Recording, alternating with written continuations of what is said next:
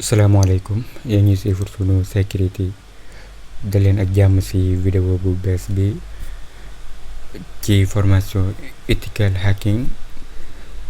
dinañ continuer vidéo yi tey wan na nan ngay installer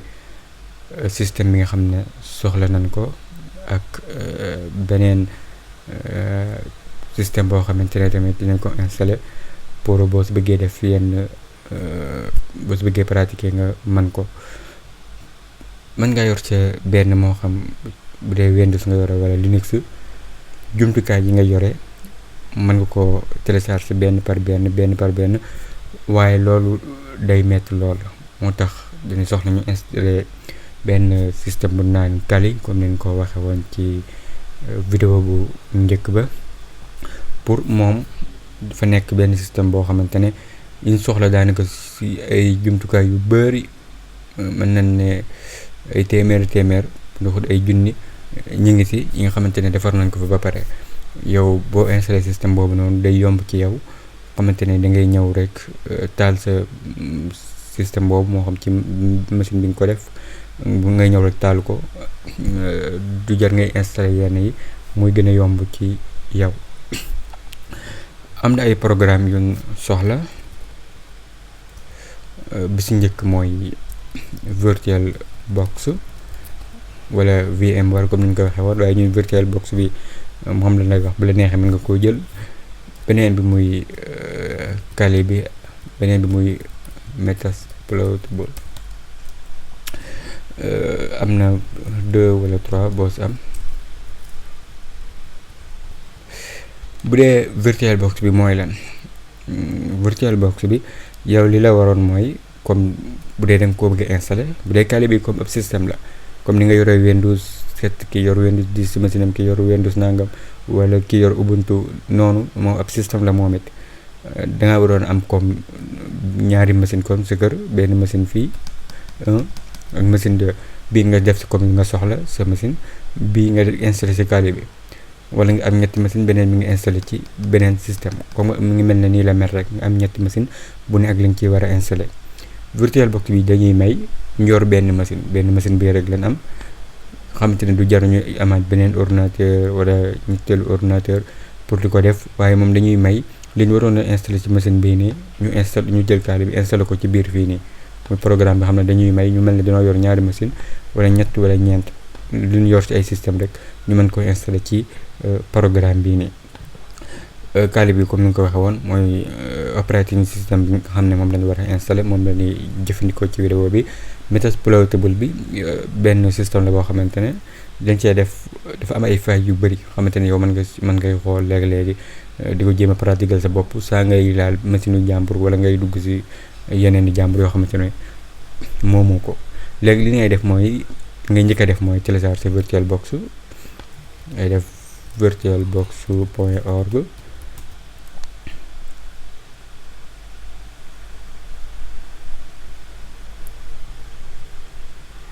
bu ñëwee nga def téléchargement fii download bu ñëwee nga installé ko fii nii nga xool ban système nga yore yow bu dee Windows la nga téléchargé version Windows bi booba see mu commencé bu dee Linux bi nga jël ko moom it wala Macintosh ba si yor nga jël ko bu ñëwee nga installé ko fi mu toll nii moom xëy na kenn du la wax nan la ngay installé VirtualBox bi da nga ko mën a installé sa bopp bu ñëwee nga ubbi programme bi muy VirtualBox bi boo ko installé ubbi ko nii lay mel yow boo ñëwee côté bii nii fii nii doo ci fekk dara fii da nga koy fekk mu vide nii lay mel après ñu installé ci liñ bëgg installé léegi dañuy jëli operating system Kali bi bu ko bëggee moom dañuy dem ubbi Kali linux.org nii def entrée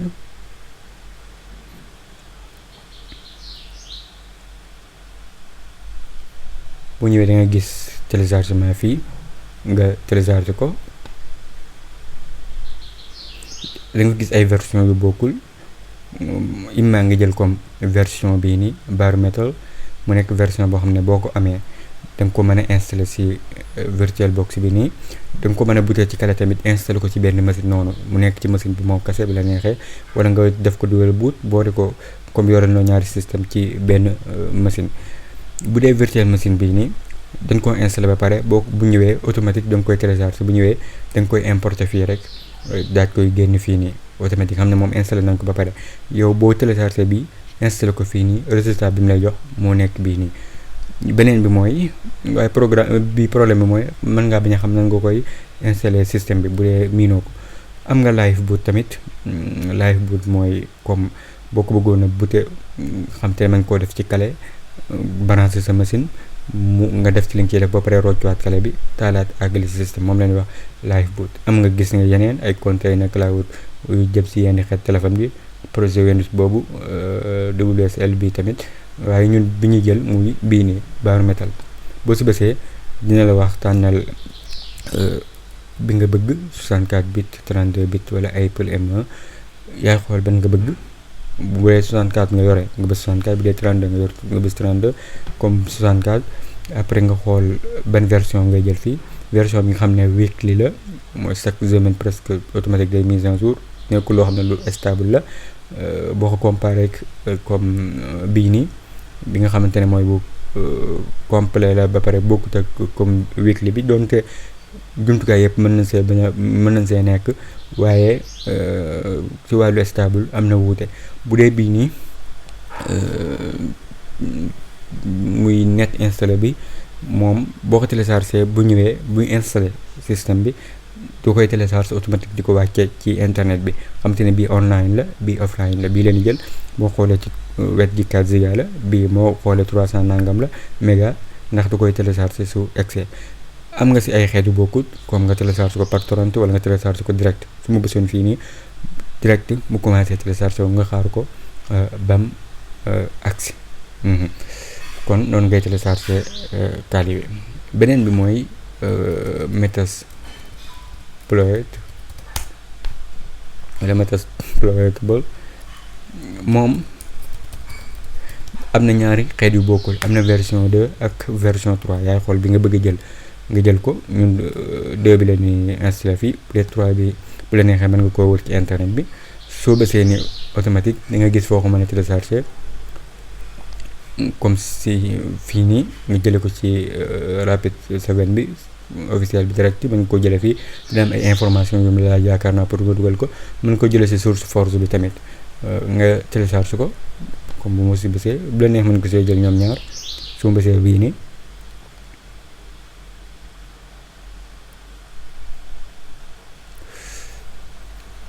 bu ñëwee ngay bës fii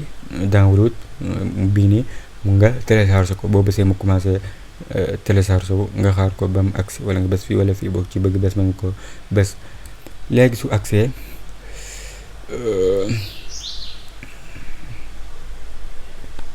ubbi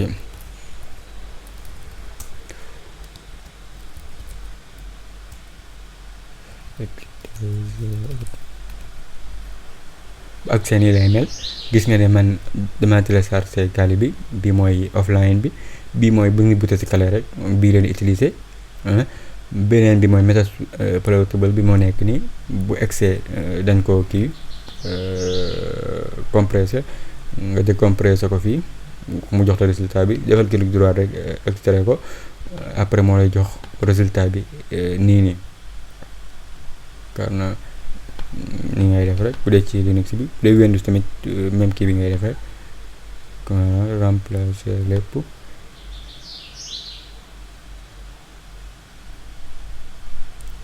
nga xaar ko mu ngi génn fi mu toll nii léegi dañuy dem installation Kali nan lañ koy installé ubbil sa VirtualBox soo ubbee sa VirtualBox da nga gis plus bii nii add nga cliquer fa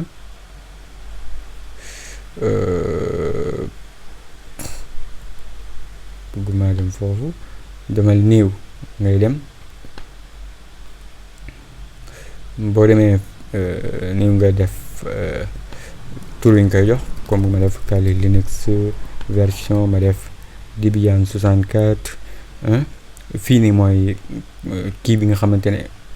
mooy dossier bi nga xamante ne bu ñu installé tali bi wala yeneen machines yi foofu lay dem automatique mën nga koo sensé bu la neexee mën nga koo bàyyi noonu mooy fi mu nekk nii. fii nga jox ko ñaata nga soxla si ay raam ak yooyu noonu nga def créer fii mu laal di disque dur bi nga tànn comme loo ko bëgg a jox rek après nga def nga xool fii ban nga koy jox boo xam ne comme bu dee bii nga koy jox nga ko jox bii nii fixé ko foofu rek lay yem mën nga koo bàyyi noonu def continuer après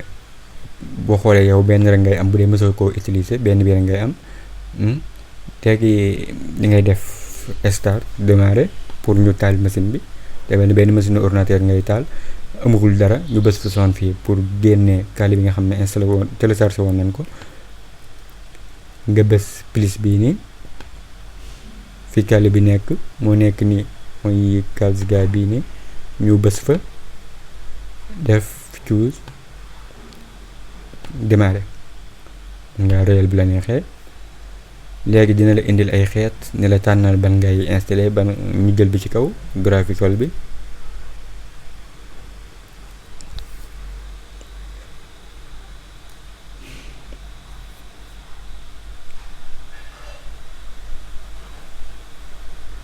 fi mu laaj la langue bi mën nga tànn mu la neexee yaa xool langue bi nga jekku langue yu bëree ngi ci ngi yëpp ay langue la commencé anglais français arabe yooyu yëpp bu la neex mën koo tànn def continuer bu nga tànn fii mu laaj la sa location fu mu nekkee man bu la neexee nga jël ko bu la neex nga bàyyi ko bu dee sa dëkk nekkul fii bësal si suuf nga tànn fi nga nekkee man automatique loolu lay tànn def continuer après mu laaj la ban xeetu clavier ngay bind AZERTY wala QWERTY bu dee yow da ngay bindee AZERTY boobaa mën ngaa jël yaakaar na waaw français mën ngaa jël français boobu bësee wàcc xool ba gis français nga bës français bi bu dee QWERTY ngay bindee mën ngaa jël anglais bi comme ma jël français bi nii def continuer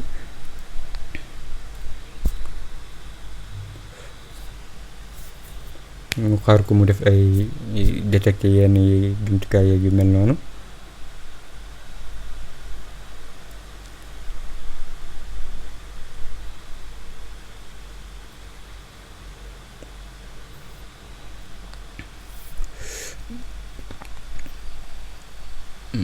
installé ba pare ñu réyal ko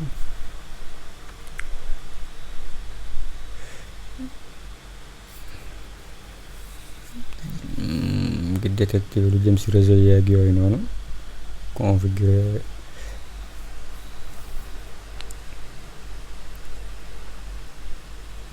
fi mu ne la hostname bi nan la mooy turu machine bi nga xamante ne rek boo nekkee ci réseau bi machine bii nii moom lay yore tur bi mën nga ko tudde noonu la neex kaali nangam ba neex nga bàyyi ko par défaut ñun dañ koy tuddee Sunu Security continuer domaine name mën ngaa def continuer tur wi tur wu mat sëkk wi pour comme dañuy créer benn nom utilisateur boo xamante ne bu ñu dugg ci machine bi moom la ñuy dugal nom utilisateur boobu noonu ba la neex nga jox ko benn tur bu mat sëkk comme mën nañ koo jox ni comme nga bind nangam Diop wala nangam Ndiaye wala nangam waaw daal def continuer fii mu ne la nom utilisateur bi nan la nom utilisateur bi da nga koy jàpp ndax bu bëggee bu ñu fayee machine bi ba si duggaay wala mu tëju moom la ñuy dugal pour mën a jàllaat ci biir après nom utilisateur boobu day laaj mot de passe nga dugal mot de passe bi def continuer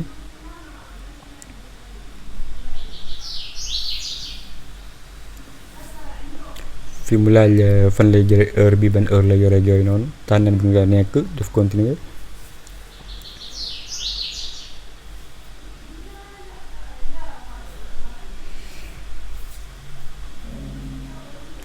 fii mu ne la disque bi mooy comme 25 giga yi nga ko joxoon wala nangam nan nga koo bëgg a defee ndax da ngay def manuel tànnal sa bopp comme xaajaat disque yeeg yooyu noonu bu dee xam nga ni nga koy defee mën ngaa jël manuel bi la neexee bu la neexee mën ngaa jël bi deuxième bi mooy mu installé ko boole ko LVM benn modèle la boo xamante ne dañ koy topp ngir mën a xaaj disque bi beneen bi mooy ñu utiliser disque bi yëpp boole kook LVM boo xamante ne dañ koo crypté ñun bi ci kaw lañ jël bu dee comprendre nga affaire yooyu bu la neexee mën ngaa crypté sa kii bi waaye day gën a jël temps bi ci kaw lañu jël mu utiliser disque bi noonu lépp rek flasher li ci nekkoon bu dee comme ni nga ko utiliser nii da nga koo xaaj ak yooyu noonu du indil la benn problème mën ngaa continuer mu ne la disque bi moo nekk nii diñ ko joxoon 6 giga ndax lépp ngay utiliser nga ne ko waaw continuer mu ne la noo ko bëggee ndax fichier yëpp day nekk ci benn partition wala home directory bi da koy tàqale ak yeneen yi wala home directory bi ak var ak document tmp da koy tàqale ak yeneen yi ñun dañuy jël bi ci kaw mu jël boole yëpp du la indi wenn problème continuer mu ne la ndax pare nga finish ci suuf nga ne ko waaw continuer configuration yi mu ne la ndax nii comme ni mu ko waxee noonu la nga ne ko waaw yes continuer léegi mu ngi installé wu may pause vidéo bi ba mu àgg feneen ma continuer incha allah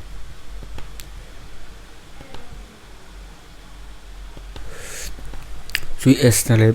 installé ba toll fii dina la laaj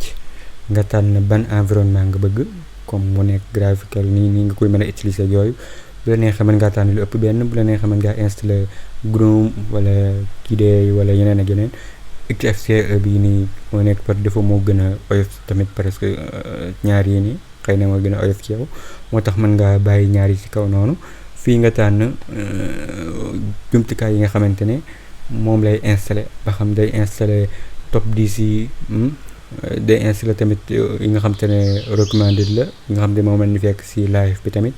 ndax xam day installé waale tamit yeneen yu bokkut ak moom xamante ne bu la neexee mën ngaa kose bi waaye man duma ko kose pour ma bëgg nii laa koy bàyyi pour affaire yi gën a gaaw nga bës continuer pour mu installé yooyu dalay laaj fii boot bi fan la koy installé ndax si prime drive bi la koy installé tànnal wi continuer boo tollee fii bul tànn bi ci kaw tànnal deuxième bi boo tànnee bi ci kaw mën na laa indil ay problème ful continuer nga xaar ko mu installé boot bi wala gërëb bi bokk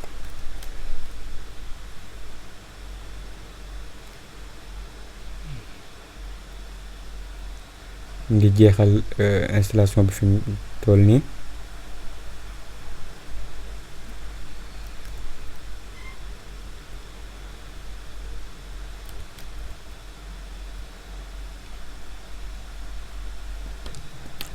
installation bi jeex na fi mu toll nii dañuy fay machine bi taalaat ko bu dee da nga ko doon installé ci benn machine il faut nga rooj ci clé bi nga doon installé wala bu dee benn DVD gi mel noonu nga dindi ko bëgg koo fay taalaat bësal fii nii bouton bi ci kaw nii ñu fay machine bi def ok balaa loolu ñu dem ci paramètres yi daal dem ci network mooy réseau bi fii naat la nekk mën nga ko bàyyi noonu nga xamante ne day créer benn réseau privé boo xamante ne du génn comme dina connecté waaye du yor comme même adresse bi nga yore ci sa kër wala loolu bala muy génn ci biir internet bi wala ngay laal yeneen machine yi nga bokk ak moo xam wi fulaak yu mel noonu moo tax comme yi ngay installé par défaut mën nga ko bàyyi naat bu dee da nga soxla comme même adresse IP bi nga xam ne moom nga yore sa machine bi boo connecté ci wifi wala fenn mën ngaa jël Brigitte bi nii adapté bi muy deuxième bi waaye ñun bi ci kaw la ni jël xamante ne boo yore Metasploitable wala beneen machine bëgg ñu gisante da nga koy def fii nii nga bëgg ñu gisante ñooy bokk même kii bi ñu nekk ñu taal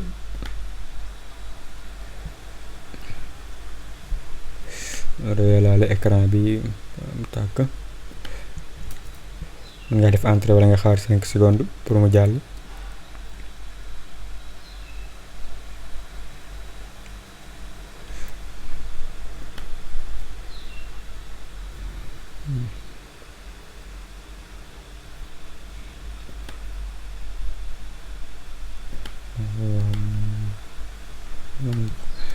dugaleel no utilisateur bi nga dugaloon ak mot de passe bi def login pour mu dugg ci biir machine bi.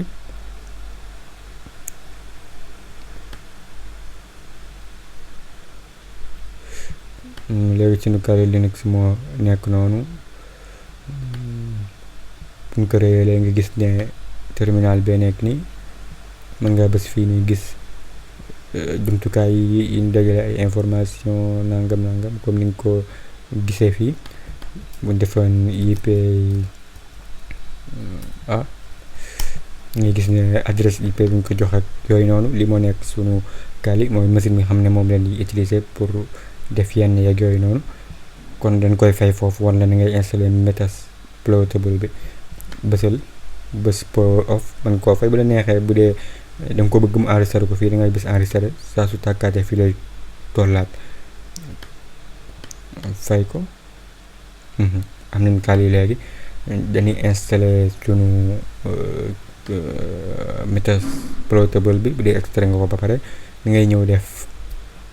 new Metasploitable def nii comme def li nit nii jox ko lañ koy jox ci RAM continuer wala sax jëlu ngay continuer. boo defee noonu boo bësee fii mën ngaa bës fii nii automatique bës bouton fii bës add muy ajouter ñu xool fi mu nekkee moom fi ñu ko extrait woon ma pause vidéo bi génne ko. fii la nekkee dossier bee nekk nii ñu bës ci nga gis ni la indil benn kii bi nga cliquer ci def choisir def créer après nga démarrer. moom loolu kese la xamante ne bu utiliser woon kali bi bëgg a def xool machine beeg yooyu yëpp ngay taal ñaari yëpp rek bàyyi ko. dina ko jox benn adresse IP loolu dinañ ci ñëw incha allah. ñu taal machine bi nga xool nan lay mel.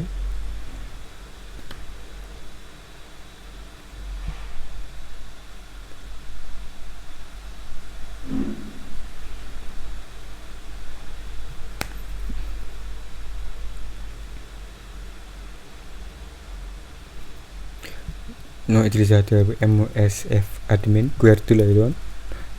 MSF admin mu dugg ci biir nga gis ne moom nii lay demee. moom da nga koy wàcce noonu rek jël si kali bi di tester li ngay tester. kon lii moo nekkoon vidéo tay bi yaakaar naa leer na. bu amee dara lu ci leeru na nga koo def ci commentaire yi. sàkku seen abonné seen YouTube bi partage vidéo yi. asalaamaaleykum wa rahmatullahi wa barakaatu.